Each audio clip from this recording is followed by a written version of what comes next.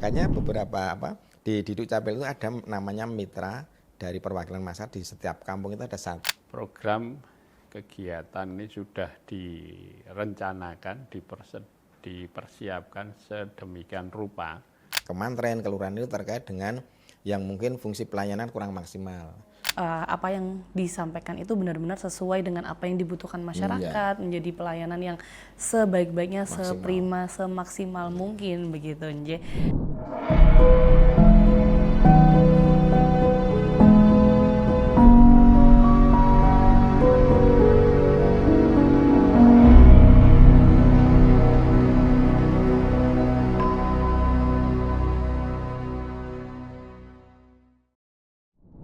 Assalamualaikum warahmatullahi wabarakatuh. Halo Sobat Jogja, selamat datang di podcast DPRD Kota Yogyakarta. Hari ini senang sekali kita bisa bertemu dan ngobrol-ngobrol terutama terkait isu-isu yang sedang ramai diperbincangkan di masyarakat.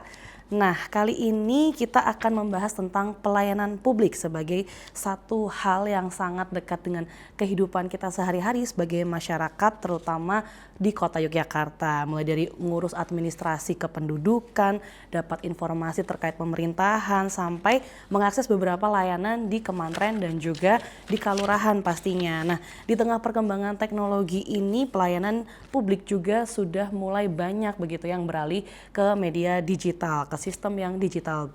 Nah, harapannya tentu sederhana, yaitu pelayanannya jadi lebih cepat, lebih mudah, lebih transparan, dan lebih aksesibel atau bisa diakses oleh masyarakat seperti itu. Tapi kira-kira apakah benar gitu ya pelayanan publik yang semakin digital ini benar-benar membuat masyarakat semakin mudah, dan kira-kira bagaimana ya memastikan transformasi digital ini tetap bisa diakses oleh seluruh masyarakat, mengingat mungkin di antara kita juga banyak nih generasi-generasi boomers ke atas yang mungkin kurang familiar dengan gadget dan juga digitalisasi. Nah, untuk itu kita akan membahas hal ini dengan salah satu narasumber, yaitu ada Bapak Haryanto, Sarjana Ekonomi. Sugeng enjing Bapak.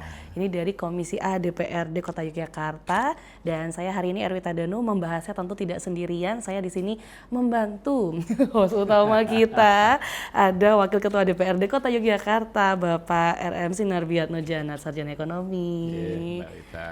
Iya, Pak. Kira-kira obrolan kita hari ini akan seputaran pelayanan publik dan transformasi digital. Monggo dimulai. Kira-kira apa nih Pak yang akan kita bahas pertama kali? Ya, terima kasih Mbak Wita. Ya, tentu ya, sekarang ini kan serba era digitalisasi, era teknologi, yang mana tentu juga pemerintah kota ya mau nggak mau harus mengikuti dinamika perkembangan teknologi dan digitalisasi. Yang mungkin selama ini pelayanan publik itu masih lebih pada hal-hal yang kemudian sifatnya belum ke arah teknologi ya, masih administratif manual mungkin. Begitu juga terkait dengan informasi. Nah, di sini ada Mas Haryanto ini selaku anggota Komisi A ya, Mas. Ya, mungkin nih Mas Har, melihat situasi dan kondisi saat ini, Mas Haryanto sebagai anggota Komisi A yang kebetulan kan mitra kerjanya ini juga selain Kominfo kan juga kementerian dan kelurahan. Nah, termasuk Dukcapil. Nah, melihat dinamika selama ini, bagaimana Mas Haryanto selaku anggota Komisi A, apakah kemudian di kementerian, kelurahan, termasuk Dukcapil, apakah sudah kemudian memenuhi harapan masyarakat? Tentu masyarakat sekarang menuntut pelayanan cepat itu ya, tentu sudah kemudian dengan sistem digitalisasi dalam rangka untuk masyarakat mendapatkan layanan cepat. Bagaimana menurut pendapat Mas Haryanto? Mas Sinar, Mbak Wita. Jadi memang beberapa hal yang memang menjadi sekarang menjadi lagi tren itu kan di masyarakat terkait dengan digitalisasi ini. Kemudian di mana memang masyarakat ini kan sementara kan tuntutannya terlalu tinggi ya, karena walaupun pemerintah kota ini sudah berusaha maksimal ya sebagai pelayan di masyarakat, tetapi bagaimanapun ternyata juga ada sesuatu yang memang mungkin dirasa masih kurang dan memang perlu ada peningkatan. Pemerintah itu juga harus ada peningkatan, karena dengan adanya protes, kemudian masyarakat berprotes, kemudian masyarakat juga menyampaikan aspirasinya, kok ini belum tersampaikan. Saya kira juga menjadi bagian penting bagaimana pemerintah untuk bisa meningkatkan pelayanan terkait dengan digitalisasi ini, terutama yang mungkin bersinggungan langsung dengan masyarakat. Contohnya mungkin terkait dengan program kegiatan yang selama ini sudah dijalani oleh pemerintah kota terkait dengan pelayanan JSS, Jogja Smart Service. Ini kan juga menjadi salah satu keunggulan pemerintah kota, di mana warga masyarakat bisa langsung apapun melaporkan di situ. Salah satu contoh mungkin, dalannya rusak, difoto, jebret, pemerintah kota langsung paginya pasti menghubungi, kemudian di situ juga ada lokasinya, siapa yang bisa dihubungi, sehingga saya kira juga bisa mempercepat proses. Kemudian yang kedua, yang paling penting itu juga terkait dengan yang sering ini terkait dengan PJU mati, wah ini banyak sekali tuh. Berarti masyarakat itu anggap PJU mati itu juga buat diganti dewi kan gitu ya. Saya kepingin kan jawaban mandiri. Ini ya tidak itu dilaporkan. Kemudian mana titik gagalnya di mana dan sebagainya. Saya kira juga menjadi poin-poin penting, sehingga memang masyarakat itu memang karep iki yo begitu dilaporkan langsung ditandangi kan gitu. Tetapi kan tidak semua mudah itu juga ya, terkait dengan ketersediaan mungkin perangkatnya kemudian sebagainya. Itu menjadi penting. Jadi terkait juga tidak hanya itu saja, terkait dengan mungkin sementara yang sekarang marak-maraknya banyak kenakalan remaja, bagaimana mengantisipasi dengan adanya CCTV. Nah ini juga bagian penting juga pelayanan pada kok di tempat kami, karena memang di 40 kelurahan semuanya sudah ada terpasang CCTV dengan paket 32 per kelurahan, sehingga ini harapannya bisa memperluas, kemudian bisa untuk mengawasi juga di dalam kondisi lingkungan masyarakat kelurahan itu. Tetapi kan juga ada beberapa hal yang memang ini dirasa masih kurang, sehingga memang perlu ada penambahan. Dan kadang juga dari perangkat pemerintah sendiri, dari kelurahan kemarin itu lupa menganggarkan untuk untuk perbaikan dan sebagainya. Kadang-kadang lupa, padahal harusnya kan itu ada sistem, ada perbaikan, kemudian ada perencanaan bagaimana sistem pemeliharaan pemeliharaan ini biar berarti diperbaiki, kemudian nanti bisa dianggarkan. Jangan sampai nanti tidak dianggarkan pemeliharaannya, sesuk rusak kan susah juga. Ini kan kadang masyarakat inginnya kan, kok rusak, cepat. Nah, harusnya cepat-cepat. Ini kan seperti itu. Memang ya kita tidak bisa menampik masyarakat seperti itu ya. Memang kita sebagai pelayan masyarakat ya harusnya bagaimana bareng-bareng bagaimana apa yang menjadi keluhan masyarakat bisa tertangani dengan baik. Mungkin itu Mas kalau kami mencapai seperti itu. Ya. Berarti selama ini kalau misalnya dimonitor nih dari DPRD, keluhan masyarakat yang paling banyak terkait pelayanan publik itu di bidang apa, Pak? Ya, kalau ini sekarang yang mungkin terkait dengan kependudukan ya terkait dengan aplikasi menika. Aplikasi di mana di Dukcapil ini kan ada aplikasi yang beberapa sudah ditempatkan di masing-masing kementerian. Dari 14 ini baru sekitar 10 atau 11 kementerian yang sudah memiliki aplikasi.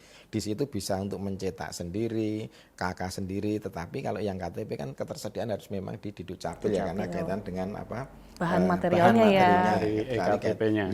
Kecuali hanya untuk KK, kemudian akte kelahiran, kemudian akte yang anak untuk bisa sekolah itu KK KIA. Ini sudah menjadi bagian penting, dan alhamdulillah ini juga bisa tersampaikan pada masyarakat, sehingga harapan kami untuk menunjang itu ya harapannya 14 kementerian itu ada semua, dan kami mendorong ke arah sana Mas, untuk itu biar ada semua di kementerian lebih dekat kepada kementerian, kepada pelayanan kepada masyarakat. Karena jendela pemerintah kota ini kan ya di kelurahan dan kementerian kan. Paling dasar ke masyarakat ya pelayanannya di kelurahan dan kementerian. Ya, itu seperti itu. Ya, Mas Haryanto, sekarang ini kan di DPRD ya khususnya di komisi-komisi ya tentunya kan sedang berproses pembahasan KUA PPAS tahun 2027 ya. Nah, kalau kita cermati kan fokusnya kan pada Komisi A ya. Komisi A ini kan fokusnya pada peningkatan pelayanan publik. Kenapa Mas kok kemudian fokusnya di pelayanan publik? Karena gini, bicara pelayanan publik ini kan sebagai keberhasilan pemerintah itu kan kelihatannya di situ. Sehingga harapannya, pemerintah yang lain mungkin di luar pemerintah kota, ada kabupaten, kemudian di 4 kabupaten kita, bagaimana kita memberikan pelayanan pada masyarakat secara optimal. Kemudian kalau bicara anggaran di 2027, memang ini nyun sewu, kami mendorong kalau memang bisa dilaksanakan di anggaran perubahan 26, kenapa tidak dilaksanakan? Tidak harus menunggu di 2027. Dan ini sudah kami lakukan. Jadi di perubahan 2026 ada penambahan, ada peningkatan terkait dengan perangkat juga. Jadi didukung oleh perangkat elektronik yang memang itu harus memadai. Jangan sampai suatu contoh mungkin di Dukcapil kaitannya dengan program untuk pelayanan kepada masyarakat supaya cepat terselesaikan, sehingga karena itu servernya sudah lama harus dirubah ulang, ganti kerjasama dengan Kemenfo, dan kemarin kita sepakati ada anggaran sekitar 401 juta lebih untuk penggantian server yang sudah lama, sudah tua lah kalau kita bicara itu. Itu yang memang bagian dari bagaimana pelayanan pada masyarakat. Jangan sampai nanti begitu masyarakat banyak yang masuk, pelayanannya masuk, tapi ini tidak tergantung dengan server yang memang tidak bisa membutuhkan. Ini yang kemarin kita dorong itu yang di Dukcapil. Di Kominfo sama, kami mendorong dengan ada penambahan 8 alat switch saver itu yang bentuknya nanti sekitar harganya dari jumlah 9 itu sekitar 890 jutaan. Memang itu kemarin kami dorong daripada di 2000 itu karena pelayanan pada masyarakat, tolong di 26 di perubahan ini bisa dilaksanakan. Dengan catatan kami ingin, karena ini sifatnya kan harus lelang ya. Harus lelang, sehingga kita dorong kalau nanti lelang murni kan susah. Prosesnya panjang, nanti ada pengumuman lelang, yung nek ono sik nawar atau tidak dan sebagainya. Ini kita dorong dengan apa? Dengan cara e-katalog. Ya, ini menjadi lebih cepat Mas. Harapannya lebih cepat sehingga anggaran terserap. Nanti akhir tahun ini mungkin sebelum akhir tahun sudah bisa terlaksana program itu, dan itu masyarakat akan lebih mudah untuk mengakses program-program itu. Itu yang kemarin kita dorong di anggaran perubahan. Walaupun kemarin di anggaran murni sebenarnya di 26 murni itu sudah dicorek karena keterbatasan anggaran ya. Kemudian kita dorong lagi di perubahan daripada usulan 2007 kelamaan ya, kita 26 kita dorong seperti itu. Itu alhamdulillah kemarin semua teman-teman di Komisi A sepakat untuk bisa menambah anggaran itu. Oke. Menarik, berarti memang tidak harus menunggu 2027, apa yang bisa kita percepat sekarang yang masih memungkinkan, yang sekiranya itu memang urgent untuk masyarakat didahulukan seperti itu ya. Oke, termasuk tadi mungkin ada seperti penambahan server dan sebagainya macamnya, dan juga kadang-kadang orang-orang masyarakat gitu memahami kalau transformasi digital, berarti bakal ada aplikasi baru, dikit-dikit aplikasi baru seperti itu. Nah, kadang-kadang anggapannya sebatas itu, tapi mungkin seharusnya kan lebih dari itu, Nje. Kira-kira apa sih sebenarnya perubahan yang sedang dibangun sama pemerintah Kota Yogyakarta lewat transformasi digital? Apakah benar hanya sekedar formalitas aplikasi baru, atau mungkin ada satu semangat baru yang sebenarnya sedang diusung oleh pemerintah kota?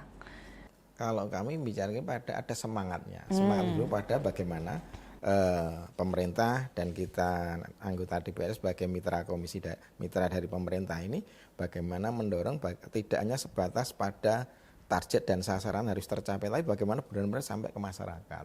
Memang ini beberapa dilema juga. Beberapa kemarin kami di masyarakat hadir di sana menyampaikan sosialisasi terkait dengan kependudukan oleh warga masyarakat, banyak ditanya terutama yang para lansia kan gitu. Saya itu tidak punya HP dan tidak bisa pegang HP kan, sudah ada tidak kan itu ya. Ini kan ada yang problem. Pegang HP tapi juga nggak bisa perkembangan teknologi. Ini juga menjadi problem tersendiri. Iya, kadang-kadang nomor HP-nya aja masih dicatat di karena belum hafal juga ya. Betul, seringkali begitu. Nah itu kita dorong ke sana. Ternyata juga banyak. Jadi kita ketawa. Berarti kan perlu ada juga edukasi terhadap masyarakat. Iya, makanya beberapa di Dukcapil itu ada namanya mitra dari perwakilan masyarakat. Di setiap kampung itu ada satu, namanya Kader Gisa. Kader Gisa Gerakan Indonesia Sadar Akan Adminduk. Ini yang membantu masyarakat. Umpama di kampung kami kampung Bangunreja ya, kami di gereja. Ada satu warga kami sebagai Kader Gisa nanti melayani. Ini ada minta pertolongan, penggantian KK, KTP, dia sudah punya aplikasi, nanti bisa langsung. Termasuk juga surat akte kematian. Ya, ini yang nanti Kader Gisa yang paling didorong itu. Sehingga ini mempermudah pelayanan kepada masyarakat langsung. Ini termasuk juga untuk ngurusi asuransinya kematian warga, ya itu sama bagian itu. Dan itu alhamdulillah dengan adanya Kader Gisa ini luar biasa masyarakat terbantukan. Pak RT terbantu kan yang jelas itu. Dan sekarang pun ada nama grup di salah satu kebetulan kami itu juga ketua RW ya di wilayah. Ada grup yang namanya grup Serat Layon. Nah, di situ terkumpul dari RT dan RW, kumpul di situ. Nanti kalau ada warganya yang meninggal, itu langsung kita upload di situ. Namanya ini nanti sementara dinonaktifkan dulu oleh Di Dukcapil.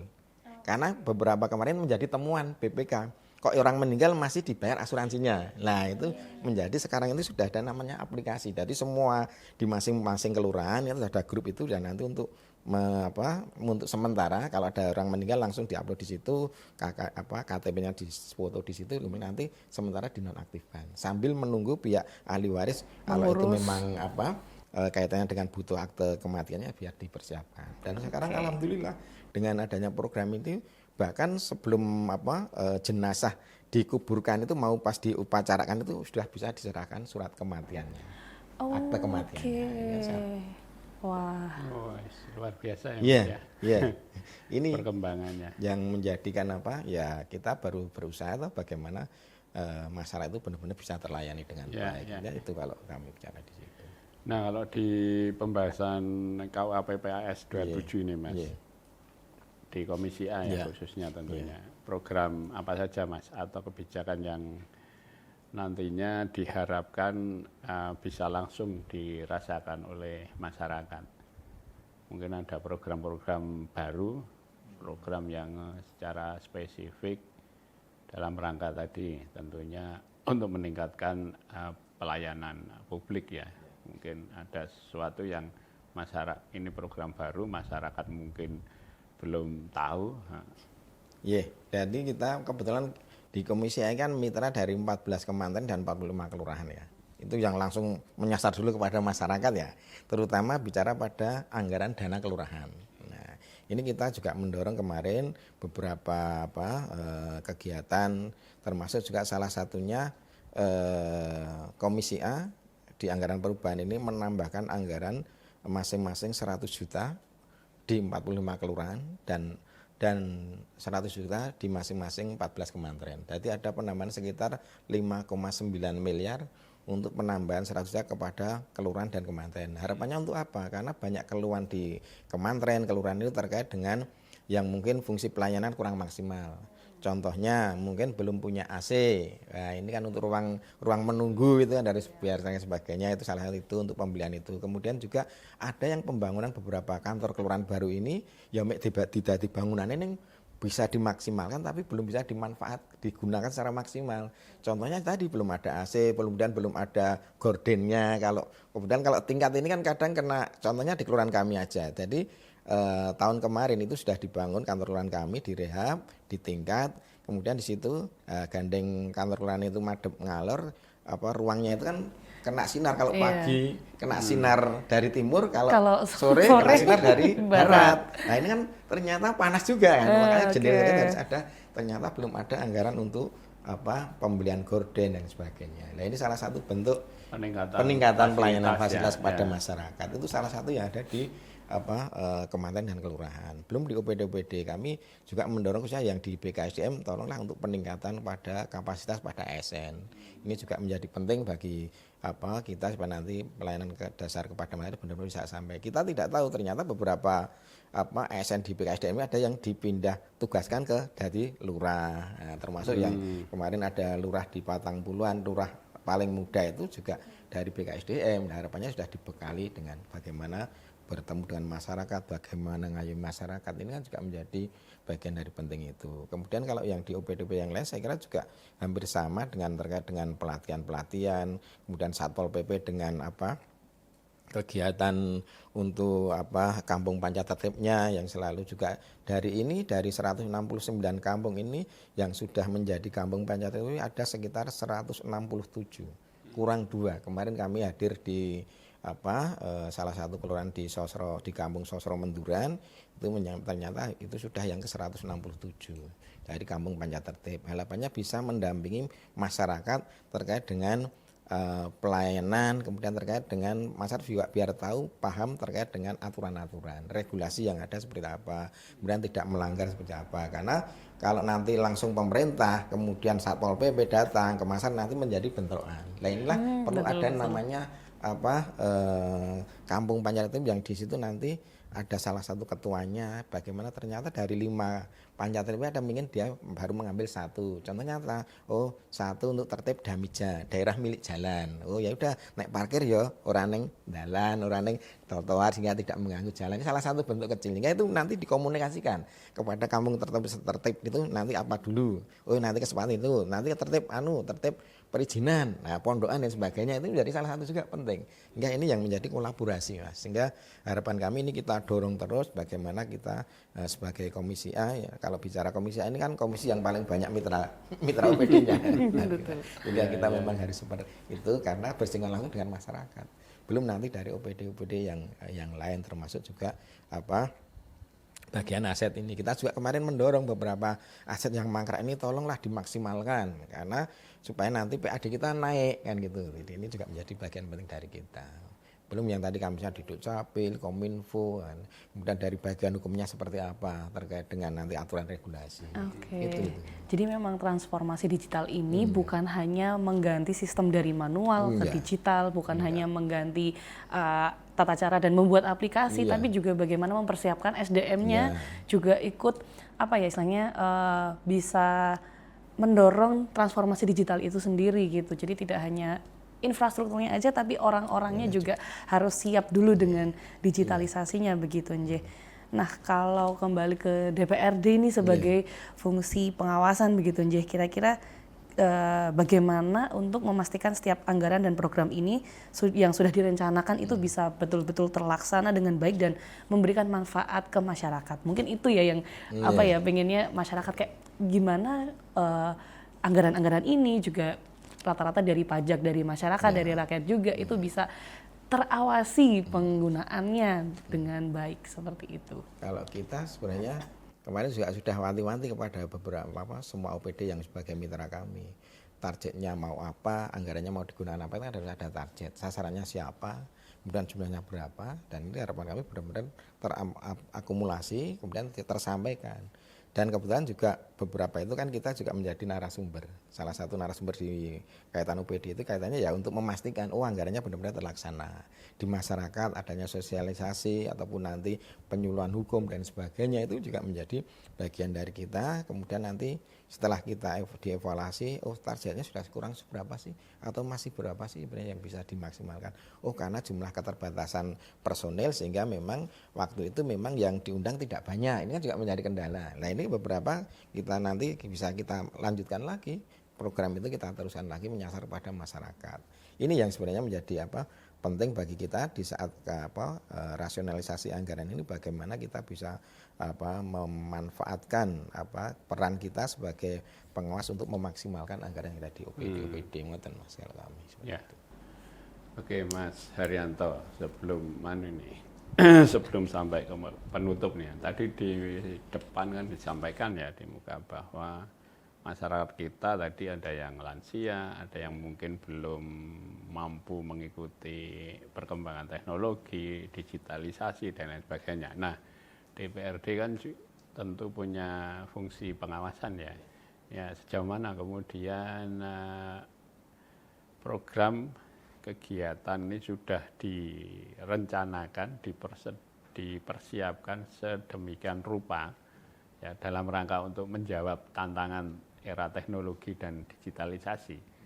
Tapi bagaimana kemudian program kegiatan ini bisa betul-betul dirasakan oleh seluruh kalangan masyarakat. Sementara fakta tadi masih ada masyarakat yang tadi lansia, belum mengikuti digitalisasi, belum mampu untuk mengikuti sistem teknologi digitalisasi.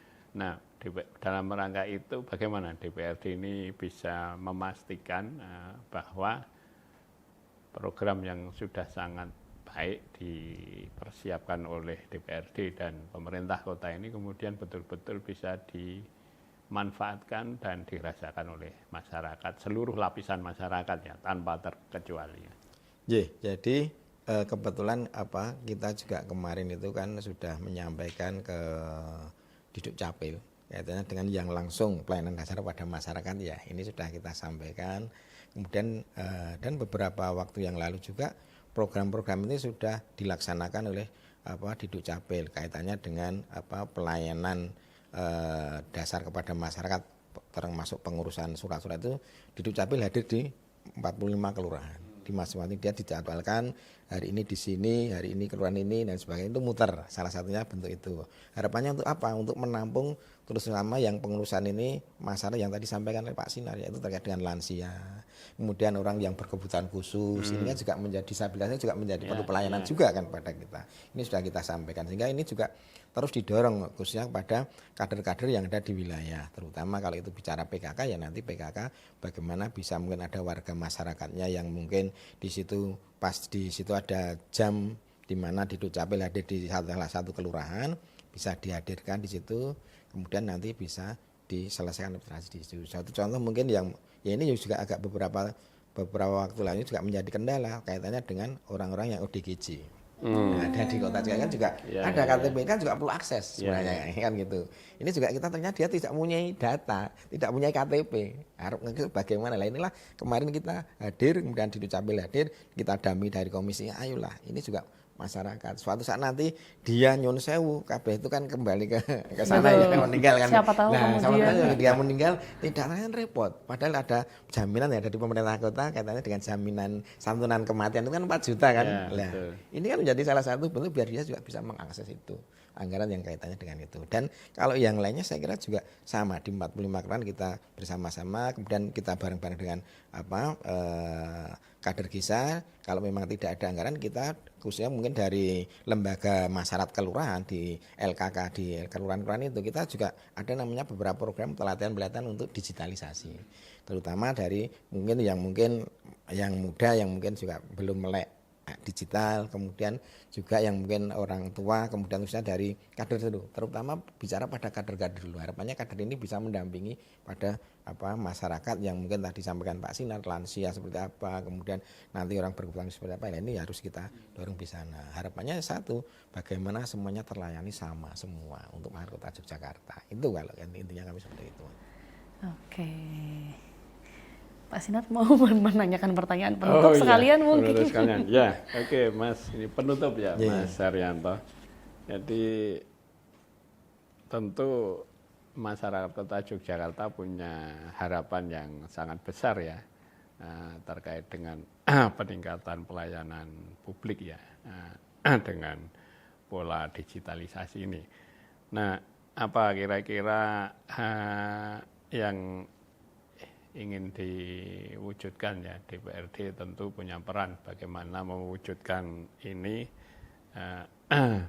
bisa kemudian pelayanan publik ini di masyarakat paling bawah khususnya ini bisa kemudian terrealisasi dan dilaksanakan dengan baik sesuai dengan harapan masyarakat. Nah, mungkin Mas Haryanto ini punya harapan-harapan, baik harapan untuk pemerintah kota dalam hal ini UPD atau juga kementerian, kelurahan dan juga masyarakat tentunya. Kalau di kami bicara pada harapan kami yaitu terkait dengan pemerintah untuk pelayanan dasar pada masyarakat itu, harapan kami anggarannya tidak harus dikurangi. Ini paling penting, pelayanan dasar pada masyarakat. Contohnya pendidikan, kesehatan, ini kan pemerintah kota konsen, cuma juga Pak Sinar juga kemarin menyampaikan di dalam forum Banggar pun sama, ini seperti apa anggaran untuk pendidikan anak-anak kita ini seperti apa nanti ke depan, kemudian anggarannya ada berapa dan itu untuk berapa ribu orang anak Indonesia dan sebagainya yang tidak tercover, termasuk juga tercover dengan mungkin kesehatan dan sebagainya, dengan desil-desil yang kemarin disampaikan juga kan menjadi persoalan tersendiri. Nah, ini bagaimana pemerintah kota membuat regulasi baru, karena yang mendapatkan bantuan hanya desil 1 sampai 2, di bawah 5 lah. Ini kan padahal dengan sistem dari BPS aplikasi, kemudian ada survei yang menyatakan di situ masuk di desil 6, padahal di desil 6 kadang masyarakatnya tidak mampu. Kalau kita kemarin juga mendengar di beberapa di TikTok itu kan kita juga menyampaikan ternyata desil 6 aja penghasilannya hanya 1,3. Nah ini kan menjadi salah satu lah, 1,3 untuk apa? Untuk makan 1 bulan gitu, belum nanti udah tidak bisa nabung, udah kalau nanti Betul. sakit dan Iya, sebagainya. Nah ini sebenarnya perlu advokasi pemerintah kota, masih harapannya juga tidak mengganggu, tidak apa ya, secara hukum tidak melanggar hukum, melanggar aturan, tapi bagaimana membuat regulasi bagaimana ini terlayani dengan baik. Termasuk juga santunan kematian, harapannya desilisi loro itu 4 juta, yang lainnya padahal juga tidak mampu masuk itu tapi perlu bantuan. Ya mungkin bisa pemerintah hadir dengan dikasih aja 2 juta tapi ada perwal yang menyiapkan itu. Nah, itu kan juga kita mendorong bersama-sama supaya nanti pelayanan kepada masyarakat. Itu yang menjadi penting bagi kita bagaimana benar-benar masalah terlayani dengan baik. Kemudian yang kedua juga kita sebagai anggota dewan, ayolah kita benar-benar program pengawasan ini kita maksimalkan. Kemudian juga anggaran-anggaran itu benar-benar ada target dan sasaran, sehingga nantinya endingnya itu ya tidak hanya nyun sewu. Bicara beberapa waktu yang lalu kan kami selaku masalah dulu itu sebelum kami jadi anggota dewan, kita menyampaikan penting anggarannya wis dilakoni rampung, tidak ada endingnya seperti apa, yos, penting terselesaikan. Karena bicaranya hanya laporan, penanggung-jawaban selesai, tapi bagaimana formalitas. Formalitas dan nah ini kami ingin mendorong itu benar-benar karena Pak Wali kan sudah menyampaikan money follow program. Dengan adanya money follow program ini kan dengan keterbatasan anggaran ini tidak ada double anggaran di situ. Itu yang jadi penting. Oke, jadi bagaimana nanti apa yang disampaikan itu benar-benar sesuai dengan apa yang dibutuhkan masyarakat, menjadi pelayanan yang sebaik-baiknya, seprima, semaksimal mungkin begitu, Nje. Baik, wah senang sekali bisa ngobrol seru dan banyak terutama terkait pelayanan publik dan transformasi digital. Terima kasih sekali Pak Haryanto sudah ngobrol-ngobrol dan juga Pak Sinar sudah dibantu ditanyakan banyak hal yang mungkin saya sebagai orang awam juga nggak ngerti juga begitu, Nje.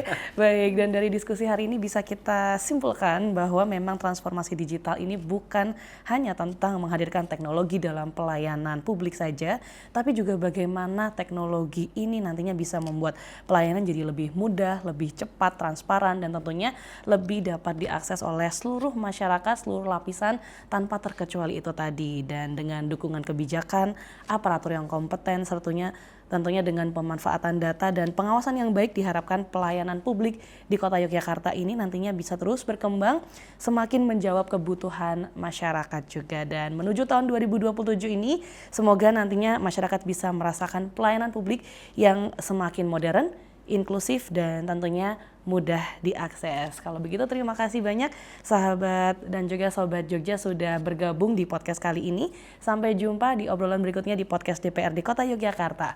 Terima kasih. Wassalamualaikum warahmatullahi wabarakatuh. Waalaikumsalam.